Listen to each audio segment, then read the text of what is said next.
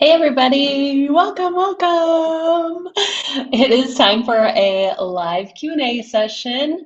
If you don't already know, every Tuesday I go live on YouTube and in our VA Savvies community, and we just talk. We talk about virtual assistants, about how to start a virtual assistant business, how to price, package your services.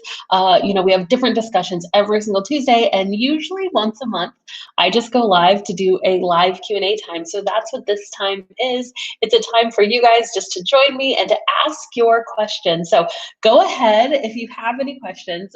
First of all, I want to know in the comments where are you guys at in your business, because it's always fun to see if you guys are the people who are just starting your business. Maybe you just found out about virtual assistants. Maybe you have your pricing and your packages, but you haven't actually figured out, how to get that first client. Maybe you've gotten your first client and you're looking to, improve your marketing, or maybe you're like, Abby, I'm so full of clients and I need to know how to scale to the next level. Just let me know kind of which phase you're in, and what questions that you guys have. I love doing these Tuesday live streams. Make sure you can hear me okay too. Let me know that. That's the best way, is if you guys tell me in the chat if you can hear me okay. We are actually doing a big filming day. So if you guys don't know, just a little peek inside the virtual savvy. We do every quarter, every 3 to 6 months, we just do one massive filming day and film all of our YouTube videos for the next 3 or 6 months, because it's a lot of work. And I just really believe in batching, and to have a quiet house with no kids to get all my videos done is one of the best ways to do it. So I'm a huge fan of doing work weekends or batching anything that you absolutely can. So we're literally, I think we're recording 14 videos while we're here. So you're going to see me, I just changed my outfits. You guys get the insider secrets. It's all me. And I just, wear different outfits. So you'll see me in this hairstyle for the next 6 months, but that's fine. It's whatever. So very cool. Well, thank you guys for joining me here today. And I see you guys are really at different phases in your business. Melanie, yay, Sarah says that she's fairly new. She has one client. Pamela's just starting out, deciding on what to offer and working on packages. Samantha is on our branding module. I'm assuming that you're in our Savvy System course. Yay. Awesome. So excited. Okay, so let's do this, because I just want to jump right in and get to the questions that you guys have. So whatever questions you have in your business, just go ahead and drop them in the comments below, and I'll just start picking them off and going through them and answering them. Again, you can ask me anything about your virtual assistants, work-life balance, anything about the virtual savvy, anything that you want, or just me personally, what's my favorite ice cream, whatever. Whatever you want to ask me, this is the time to do it, and we will just jump right in. Okay, guys? So thank you so much for being here with me today. I'll say this first, actually, while you guys are still dropping the questions in. If you haven't already, and I know most of you have, but if you haven't already downloaded our virtual assistant checklist and starter kit, it's our step-by-step system for how to launch your business, okay? So if you're like, oh, I'm overwhelmed with all the things to do, what do I need to do first? This list will tell you, okay? So you literally just go off the list. All right, first I need to do this, then this, then this. I love being methodical. I love having a checklist. I could just mark things off. And so that's what this is. So if you haven't already, make sure you download the checklist.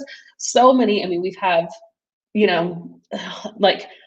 thousands and thousands, tens of thousands of students who have used this checklist to start their business, okay? So definitely check it out. Let's do this. I'm going to go through and start looking at what questions you guys have for me. It helps me too if you put a question mark in front of the question, because then as I'm scrolling through, I can say, oh, that's a question for me. All right. Here's a question. Alta just started our course. Yay. I'm assuming that you're saying our Savvy System course, which is awesome. We actually just hit 3,000 students that are in our Savvy System course now, which is super exciting. So Alta says, I just started your course. Is there a lot of work for bookkeeping? I'm working with numbers daily, data entry. Awesome. So yes, absolutely. So I am seeing an increasing need for bookkeepers and virtual bookkeepers too, right? Again, people are getting more and more used to hiring remote workers. And so the idea that you can hire a bookkeeper that doesn't live in your same city, even sometimes in your own state, is just becoming more and more acceptable. So definitely if bookkeeping is a skill that you already have, I would go with that. I saw somebody else too asking, like, I'm still trying to choose my services. For the most part, I tell you guys, start with general admin, right? Start with the basic list of things that you already know how to do, right? So that could be, blog posts or social media or data entry, things like that. Start with what you already know how to do. And then as you get more experience, as you're like, ooh, this is what I really like doing, do more of the things you love. That is like basically my life motto. Do more of the things you love and less of the things you hate. So do more of the things you love. So what do you actually love doing? And it sounds like, Alta, that you have already found that thing. So maybe you guys are here too, and you already know how to build websites, or you already know how to run Pinterest or whatever it may be. Bookkeeping, right? I already know how to do this one thing. Well, if you love doing that one thing and you're good at it, then do that thing. It's okay to niche down, even in the very beginning, if you already know the thing that you love. And then it just becomes a matter of defining your packages, right? What are your package going to look like? What are your prices going to be looking like? And coming up with your contract, right? How are you going to work with clients? And then getting out and marketing. And that's what we love to see you do, is defining those things and getting out. And here's the thing, guys, and I really, really want to stress this. It's okay if it's not 100% perfect. It's okay if you're like, I think I want to do bookkeeping. So you move forward with that, you do bookkeeping, and then maybe 3 months in, you're like, man, I was doing bookkeeping, but actually, I think I like doing this other part of my business better, right? Or I was doing bookkeeping for everybody, but I really love working with my clients who are in, the wedding niche, right? Wedding photographers or videographers or whatever. Maybe I'm just going to do bookkeeping for those in the wedding industry, right? So you may niche down further, you may change your service over time, and that's totally fine, okay? The most important thing is that you just get started. That's where I see most people get hung up, is that they get stuck in this like perfectionistic, like, I just got to have all the pieces and I can never change this, which is just so untrue. If I can tell you the amount of times my business has pivoted over time, right? It's a lot. So hopefully that's helpful for you, Alta. I think there's definitely work out there for virtual bookkeepers. It's just knowing how to position yourself to the right clients. All right. Here's another question.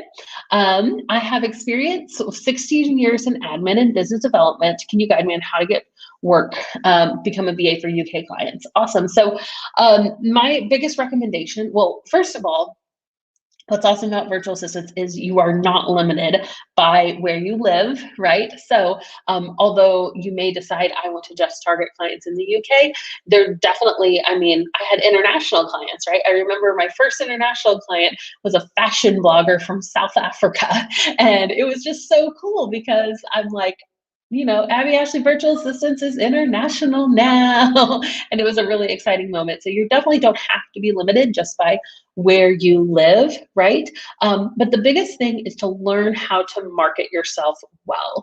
Guys, if there's one thing that you can learn in your business, it's marketing. How do you get in front of the right clients? How do you show value first so that you are the person that they choose above other people? So I could talk forever about marketing. I'm absolutely obsessed with it, but I do have a free training, and that's probably the best place to start, okay, is to check out this free training. And I go over some of my best places to find clients as a virtual assistant, or even if you've niched down and you're a bookkeeper now or a Pinterest manager, whatever, the principles still apply. You're going to want to watch this training. And I talk to you about where to find those clients. Where are your ideal clients actually hanging out, right? How do you approach them? How do you show value first? How do you really market yourself in a way that's going to work? What I love about marketing too is that, what works for one person isn't necessarily the same thing that works for another. And that's what's great, actually, right? Because there are so many different ways to market your business, whether it's, live events and conferences, or now like virtual conferences, right? Summits, things like that. Craigslist is, you can find clients on Craigslist, on LinkedIn, on Instagram, on Facebook, right? There's so many different strategies for finding clients. So it's really just saying, I'm going to choose this one. I'm going to learn the best strategy, and I'm going to go all in on learning how to find clients on blank platform, right? This is the platform I'm going to choose. I'm going to go all in. And after a while, if it's working, do more of what works, right? If it's not working, do less of what works, but give it a try, right? Really dive in for 2 or 3 weeks, maybe even up to a month, and say, is this working? What's working well? What's working not well? Maybe you're getting really good leads on a certain platform, but you're realizing that, man, I'm not converting them, right? In the discovery call. Well, maybe you don't need to switch platforms. Maybe you need to get better at discovery calls, right? Find out where that snag is in your system and perfect that, all right? We get better, right? We get better the more we practice, the more that we go along. And so we actually internally, we do like these development days. My husband actually comes up with them. They're amazing. And this last one we did was all about rejection. And oh my gosh, it was so good. And two of the things that really stuck out to me about rejection, because right, I think marketing and rejection go like hand in hand. If you want to get really good at marketing, you actually have to be good at rejection too, because that is part of it. And that's what this training was talking about. Was number one is that rejection is a numbers game, and really it is. And so it was literally the story of this guy who would go out and he wanted to get really good at being rejected, right? Is like rejection therapy or something. So he would go out and just do these crazy things. Like he would just go like ask somebody if they'd give them or give him their hat. Like, can I have your hat? Like, can I just have it? Or can I, I'm trying to think of some of the other examples. He like had a soccer ball and he went and just rang some guy's doorbell and asked if like he could play soccer in their backyard, and like just these really crazy things. And it was so funny because he was like, the more I asked people, it was insane, because I would ask the same things and 4 people would say no, but 1 person would say yes. And like, I was the same. And what I was asking was the same. So what was the difference between the person that said no and the person that said yes? Well, they may have been a little crazy, but at the same time, right? A lot of times rejection is literally just a numbers game. And if you have enough no's, you'll get someone to say yes. Now, there's a lot of other things that go into it, right? And I have the theory, like, do less of no, it's not working. So maybe do find a way for more people to say yes. But at the end of the day, there are going to be people that say no. And that's where his second point came in, was that rejection is an opinion, right?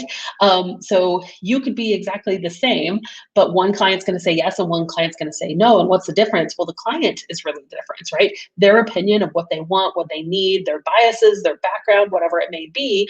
And so it may be that you just didn't get in front of enough people. You just didn't have enough discovery calls, right?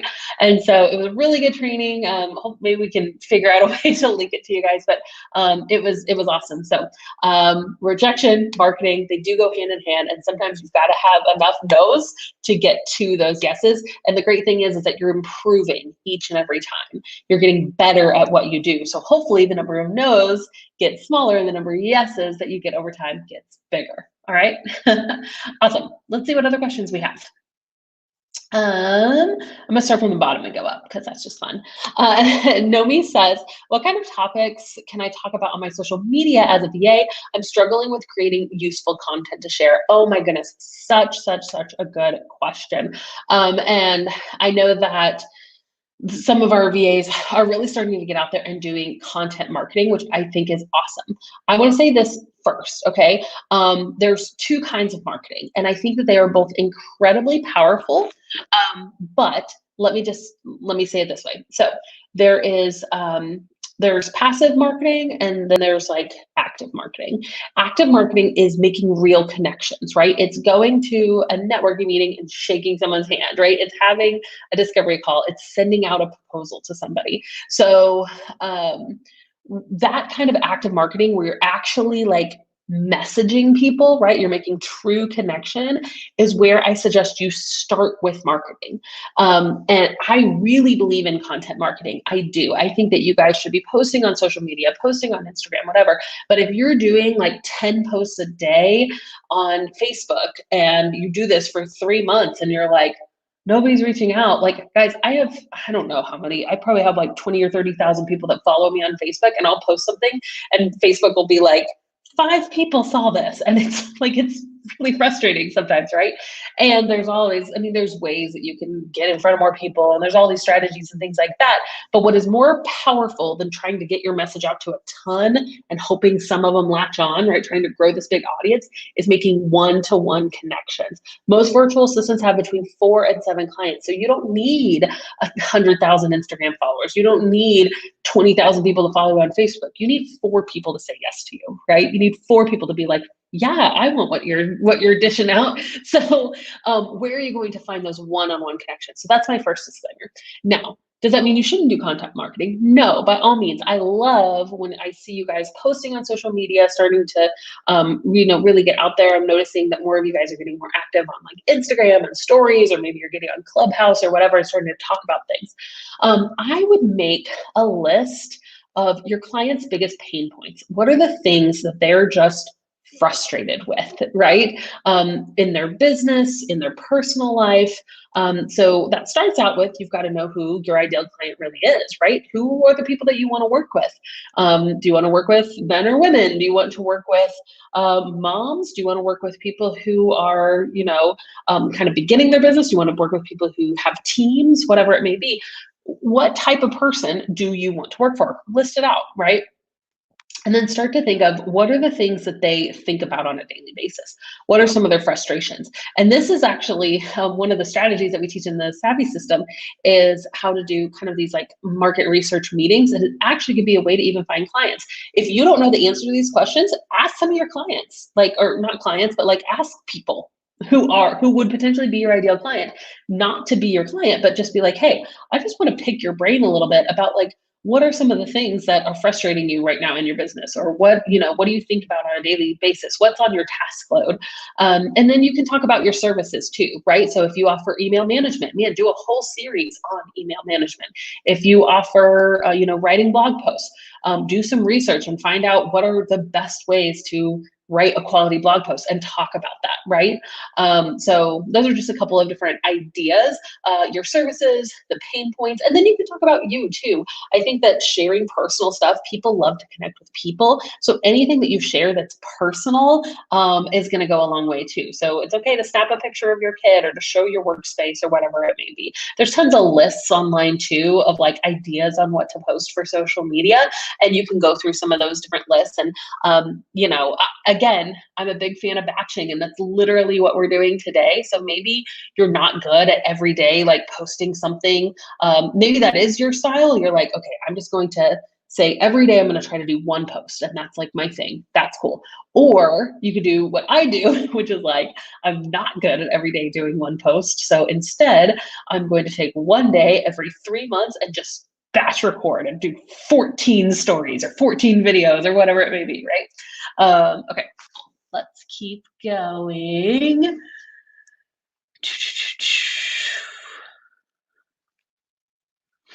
Okay, how do you reassure someone that's making small strides is better than nothing, slow getting traction while working full time? Definitely understand that. And let's just look at the facts here, guys. If you are, well, number one, comparing your journey with anyone else's is going to be one of the most frustrating things that you can do to yourself. Really. We don't know what anybody else's life looks like, what anybody else's journey looks like.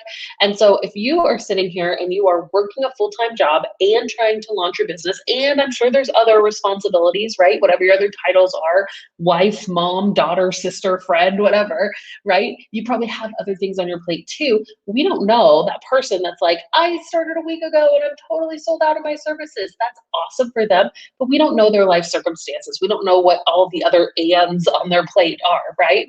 And so anytime you're comparing your journey to somebody else's, you're going to end up getting frustrated. You've got to know your own journey and your own goals. And I get it. Like that can be frustrating. There's been times where I've looked back and I'm like, oh my gosh, like what if I would have started my business before I had kids? Because I didn't discover this whole world. And sometimes I'm like, oh, I could have gotten so much further. But you know what? Like, that's just not the facts. The facts are I didn't.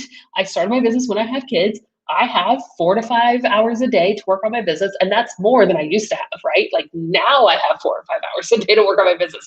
I used to have 2 to 3 hours a day to work on my business, and that was it. And so it was like, my business is going to grow slower than others, but it's not going to grow as slow as somebody who has 20 hours but does nothing with it, which still happens, right? And so just use that time you have wisely, and just the little, guys, you have no idea how much the increments, if you stick with it over time, makes such a huge difference, okay?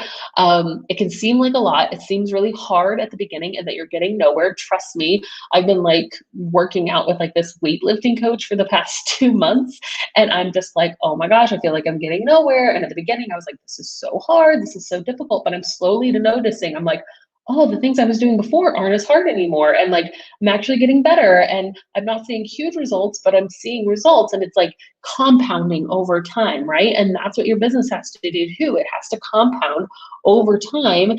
And that's when the big difference is going to be made, right? And I really think that slow growth is sustainable growth. I really do. It's just like if you're starting a new diet or exercise program, you can have these drastic results, and you see people that like have all these results really, really quickly, but sometimes they grow too fast, right? And it's not sustainable because they don't build the structure to make it sustainable. So never despise like small growth, right? Because it can actually be a good thing. And let's look at it as a benefit, and how you can keep building upon it, okay? And if your goal is to eventually quit your job, and I see that you're a Savvy System member, Moni, I would recommend going ahead and listening to the section in the Savvy System about how to transition from a full-time employee to a full-time VA. Go ahead and jump down to that section and watch it, because it's going to be really, really helpful to you as well. This is really, really great. Lisa says, can you give me some examples of value first? So that's one of the marketing strategies that we teach, is value first. So how do you do that if you're a general admin? I've seen lots of examples. They're always for content creation and social media. So it can definitely be more difficult, but it's possible. And I still want you to do it even for general admin. One of the best ways to add value first, guys, is personalization. Personalization is just really, really important for any type of VA job, right? General admin or otherwise. So how that starts is, number one, with research. So research your client, research what they're doing, what are they posting on social media, what's on their website, what's their most recent blog post, right? Research them, okay? And then add that with personalization. I love Loom. I love doing Loom videos, and posting a Loom video is a way to really make you stand out among other people. We're hiring right now. I don't know if you guys saw that. We're hiring. You can go to thevirtualsavvy.com/jobs. We have 4 or 5, I think it's 4 remote positions. They're full-time employee positions. But one of the things that we require is a Loom video, because it's like, man, there's so much that you can tell from a person just hearing them talk, right? Like, and seeing if they prepared, seeing if they have like piles and piles of dirty laundry behind them. Trust me, there are piles and piles of dirty laundry in my house, but I think ahead and I say, hey, I'm not going to have these behind me in my background, right? So you can tell a lot from a person just by shooting a video, their personality, what they're going to be like to work with, and then couple that with the research that you've done. So if there's any kind of similarity that you guys have, like, hey, I saw that you have a dog, I have a dog too, oh my gosh, it's so awesome. Like, have some kind of commonality if you can, because I think that's one really great way to connect. And it might not seem like you're giving them something amazing, but just the act of personalization is gonna put you a step above the rest, right? So that would be one thing. Another thing is to just really look at the services that you do and say, okay, so I can't show you a picture of inbox management necessarily, but let me, like, what's your signature method? Like, how do you clean an inbox, right? And maybe list it out in like 10 steps. And like, you could You could do like a graph of like, this is my signature system, blah, blah, blah, blah, blah, or you could write it out, whatever it is, and kind of share that with them. And it's like, this is how I do this in an amazing way. And I think that showing what you do, even if it's not completely visual, it could be, or it could just be listed out, is one way that you can show value first, even with your general admin services. Okay. All right. So many good questions. I know I'm going to miss some. All right. Pamela says, I just took a quick class on data entry. Other than that class, I don't have data entry experience. How do I get someone to give me a chance? So, I mean, honestly, what I recommend, on our website, we have 101 skills that you can offer as a virtual assistant. There's probably other skills that you have other than just data entry, okay? So what I would recommend is have a list of skills, and it doesn't have to be a ton of things. There's like 101 things on that list. Don't feel like you need to have 101 skills. Come up with like 5, 6, like 10, right? Come up with a list of the things that you can do and just start with those, okay? Start with, these are the 10 services that I offer, and you can do packages of hours. So you can do, 20 hours a month, 40 hours, or 60 hours a month, whatever it is, and multiply that by your hourly rate. So if you're doing, $20 an hour, and it's, what did I say, 20 hours a month, that would be a $400 package, right? See if I know math. So a $400 package is your base package, right? And start with that. And here's the thing, guys, you have no idea how many people are looking for just general admin. They already have processes. They already have the things that you don't have to come in as an expert. You can come in just as helping hands, reliable helping hands, and that's what they're actually looking for. So come in as reliable helping hands, and that's what you're selling. Is like, let me just take things off of your plate. Like, let me give you time. Like, I'm not selling the fact that I have this laundry list of all these skills. I'm selling the point that you're going to hand off some of your stuff to me and get some of your time back, right? And that's the value that you're selling here. And so start with that. And eventually you may learn more skills, you may brush up, but I feel like, Pamela, you're probably stuck in feeling that you don't already have enough skills. And I would beg that that is not true, okay? So start with the skills you already have, start to network, start to tell people about your skills. And then if you go in and you're like, oh, I wrote down that I love answering emails, and I actually hate answering emails. Okay, take that off your list of services and you don't offer that anymore, right? Yeah, so hopefully that's helpful too.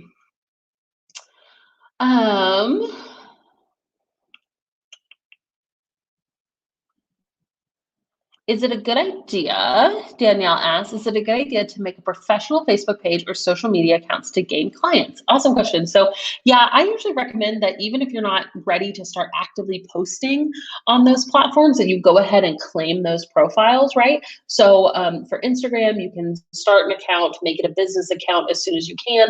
Now for Facebook is really, really, really like strict that you should only have one profile. So you're not starting like a whole new, personal profile. You're just going to start a business page. So just do it under your regular personal profile. Your personal profile can still be private. Like people don't have to see all of that, what you're posting on your personal page, but you're going to want to go ahead and make a Facebook business page. Those two are the two that I usually tell people to start out with. LinkedIn is another really good one to go ahead and start with. Facebook, Instagram, LinkedIn, and you just have those, right? Claim them, go ahead and fill them out, spend a day just kind of having them ready. But don't feel like you have to post to them super regularly unless if that's the strategy that you've decided to go all in on, okay? The problem usually happens is where you try to be everywhere perfectly. And if you're somebody that's, like we were mentioning earlier, working a full-time job, plus you're trying to like post in 20 different places and have perfect strategy for all these different avenues, that's where you get stuck. And that's not what I want happening. So if you're like, maybe I'm just going to create these accounts in all places, but I'm just going to challenge myself to post to Instagram 3 times a week. And that's your own like personal thing. And I'm also going to be like connecting with people on Instagram, which is what's actually powerful, right? So that would be what I recommend.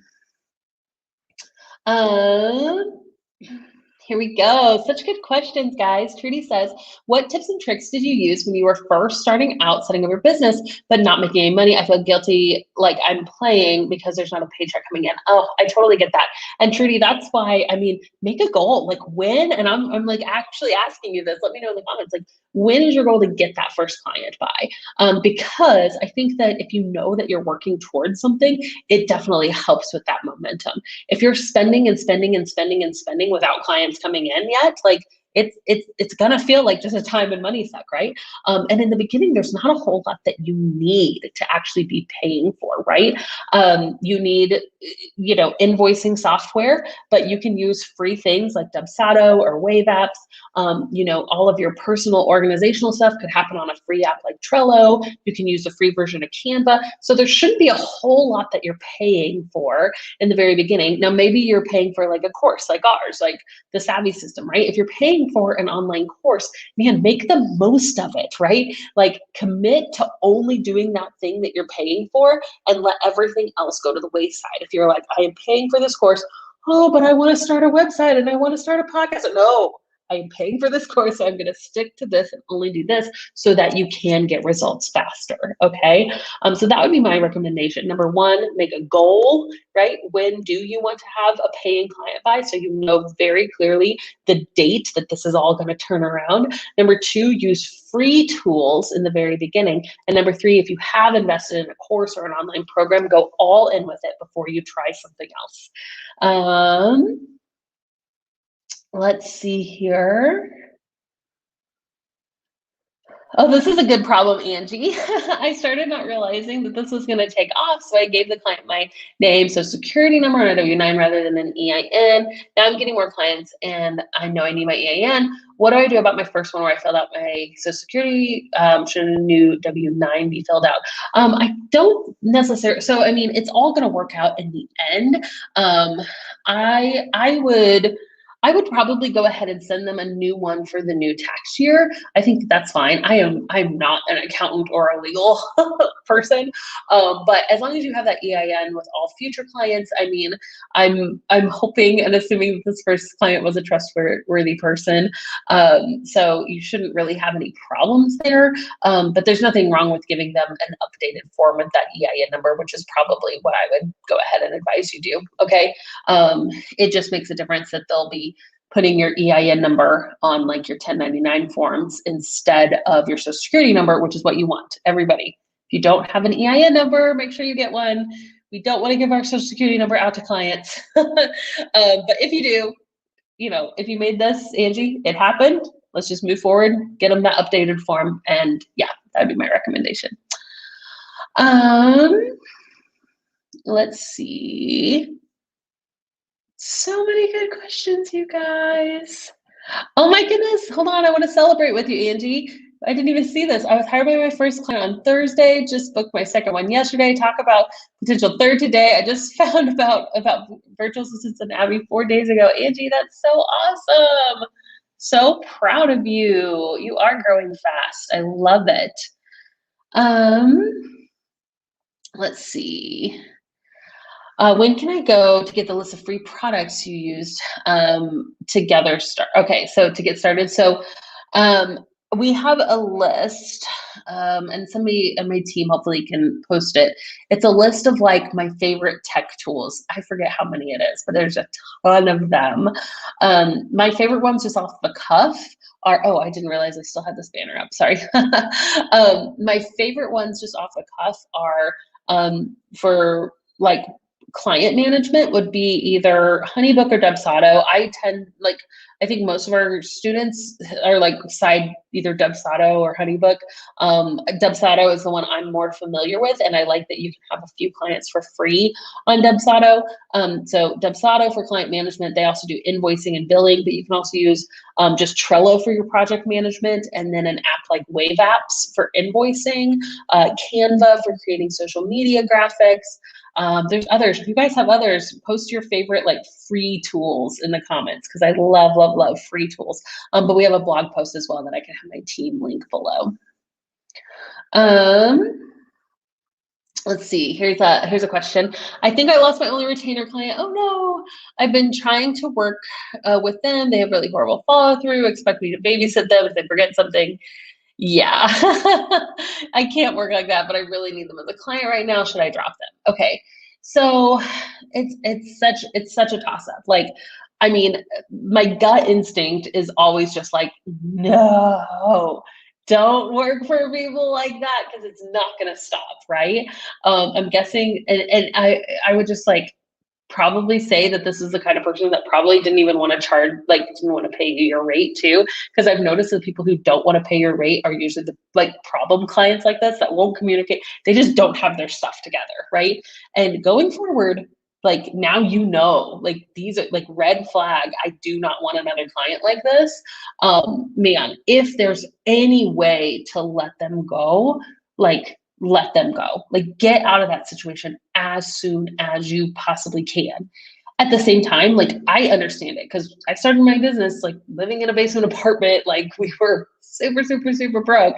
So I get sometimes that you're just like, oh my gosh, I hate this and I have to do it.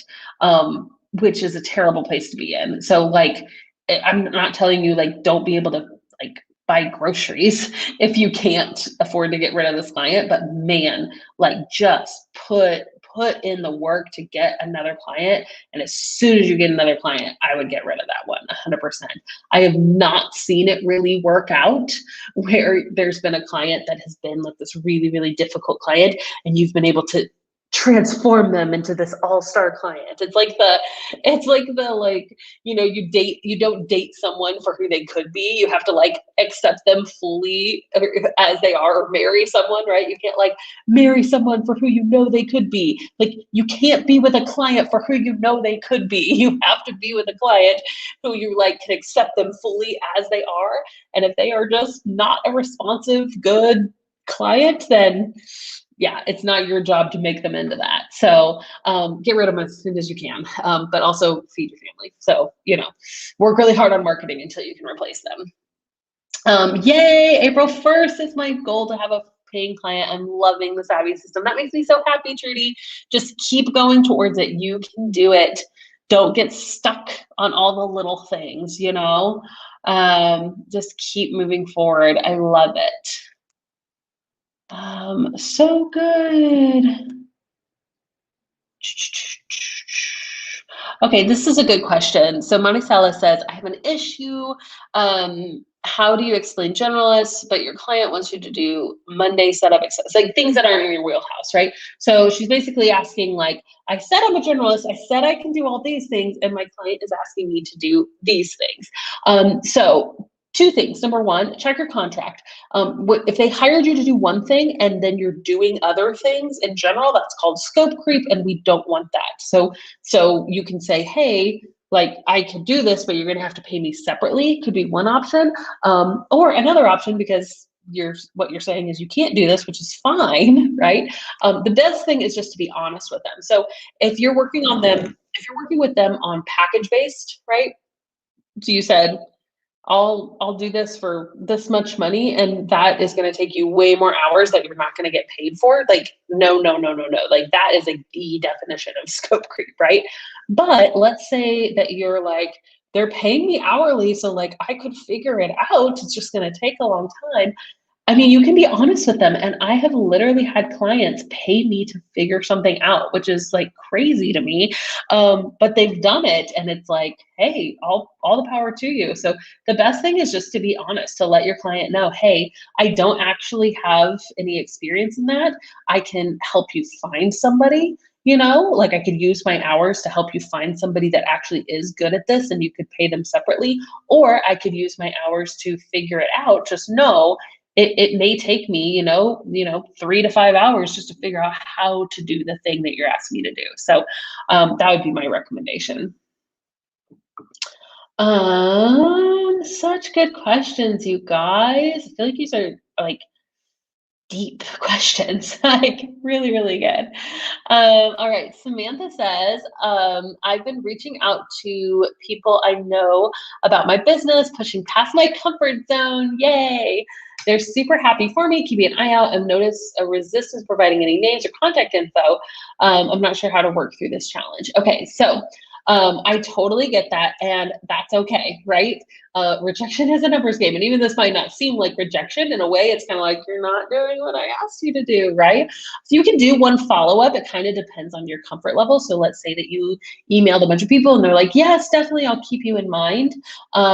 You could respond back with a simple like, thank you so much. Do you happen to like have any names off the top of your head? You could do that if you feel like, okay, I could do that. You could do the kind of secondary ask, and maybe that will give them a moment to be like, okay, let me actually take the time to like come up with some names. But other than that, like, it's okay to keep moving forward, right? So that is one strategy of many strategies. And what I have found is a lot of times people are like, oh yeah, I'll keep you in mind. And we think, oh, that was like a total failure, you know, like, I got no clients from this exercise. Well, what may happen is like 2 or 3 months from now, that's when they start like, you come to mind more, right? You start posting more on your social media. You're talking about the clients you're already working with. You're staying top of mind. And then they're like, oh, I actually know somebody. I have a lead to send you, right? So it's one of those things, guys. All of our marketing is we're planting seeds. The more you get out there, the more that you plant those seeds, water them, they're gonna grow. You just have to keep more moving forward in it. So do the exercise, do a follow-up if you feel comfortable doing that, being like, hey, do you mind passing on any names? And if they, nope, I don't have any come to mind, they ignore the email, whatever, that's okay. You planted the seeds, and just keep moving forward with your future marketing efforts, okay? That would be my recommendation. Awesome.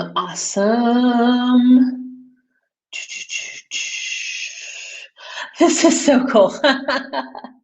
My question is, should I hire someone to clean my house? And I'm also in Springfield. Yay, that's so cool. You know Springfield. I'm hanging out in like the Roundtree neighborhood right now. It's like really awesome. It's a super quaint little neighborhood we have here in Springfield. Oh my gosh. Okay. Can I just tell you guys, the first thing I did when I made money in my business was I hired someone to clean my house. I hate to clean. Some of you guys are like, cleaning is what like de-stresses me and all that. And that is not me. I hate cleaning, and I do not even like pretend to like it. I like cooking, but I hate cleaning. So I'll just like cook and just make a big mess and be like, okay, I'm done. I did my part. Like, I'm so bad at it. So like before I even took a paycheck, like before I even took money to keep, I took money to hire somebody. It was like once a month just to do a deep cleaning was all I could afford in the very beginning. But oh my gosh, yes. Like, if you guys, we're in the business of outsourcing. We do not need to feel bad if like that's going to enable you to do the things that you actually love doing more. Than like, why the heck not? You know, like I'm a huge fan. So maybe for you, like, you're not like, I need this cash right away. So you could like what are the things that will help you enjoy your life more? Maybe it's like a meal planning service if you hate cooking, or maybe it's a maybe it is somebody to hire. Maybe you'd love your life more if you like took vacations or whatever. So what are some of those different things that would enable you to do your job better, to love your life more, whatever it may be? And yeah, like, decide. And that's a fun activity too. Like, not just like, okay, I want to have my first client by April or whatever, but like, when I get my first client, this is what I'm going to spend my first $100 on, my first $1,000 on, whatever it may be, right? That's a really fun thing to think about. Awesome. This is awesome. Maricela says, one of my clients said I did a good did a good job. Take the rest of the day off on me, paid, and I went for a mani pedi. Man, you got a good client over there. That's awesome. Okay, I just signed my first client on a 30-day trial basis. What's the best way to track time to do tasks so that I have a better idea of pricing over the future? So I would just use Toggle. Toggle it's free. Again, we love the free tools over here. So I would just use Toggle and keep track. And sometimes it's hard. Like, if I'm being honest, like, I hate time tracking. I do it. Like, I still, for for certain projects or whatever. I still do time tracking, but just try to do the best you can. Like set little reminders on your phone every 20, 30 minutes if you haven't gone and tracked what you've done, so you still remember, right? And just track as much as possible. So that way, exactly like you said, so you can know an idea for pricing in the future. You're thinking very, very wisely. I love it. Awesome. Okay, you guys. Well, this has been super fun. Let me take a drink of my tea. We are going to set up some more. I don't know if you can see. Oh, there's my husband. We're like setting up all the camera stuff back there. So we're going to get to filming some more. But I love hanging out with you guys. This is always just a blast for me. Again, if you haven't checked out this free training, it's really, really good because it's the number one question. It's why I created this training, is because people just ask me all the time, like, I can get my business set up, Abby, and I can choose my prices and my packaging and my services, even though I'm nervous about them. Like, I'm not 100% confident in them, but I still, like, I have them. But gosh, where do I get clients? And that's why we've created this free training. We've had so many people say that they've gotten their first client just by following this free training. Okay, so definitely check it out if you haven't already. And yeah, thank you guys so much again for hanging out with me today. And I will see you in the future. I think actually next week, what are we talking about next week? Next week I will be in Cancun. Oh, I'm so excited. We're going on vacation. We got COVID back in December, so we're like, we've got those antibodies. So we're gonna go on a trip. And so I'm super excited for that. So I actually won't be live. It will be, I think Melanie from our team is gonna be going live talking about Pinterest management next week. Don't quote me on that, but I'm pretty sure that's what's happening. So I'm really excited about that. You guys are gonna love it. You're gonna love her. She's amazing. All our Savvy System members know how amazing Melanie is. She was able to quit her full-time job as a single mom doing Pinterest management. So it'll be a really, really awesome time for you guys to chat with her and pick her brain about how she made this thing happen. And yeah, well, thank you guys so much. I hope that you have an awesome rest of the day, and I'll see you next time.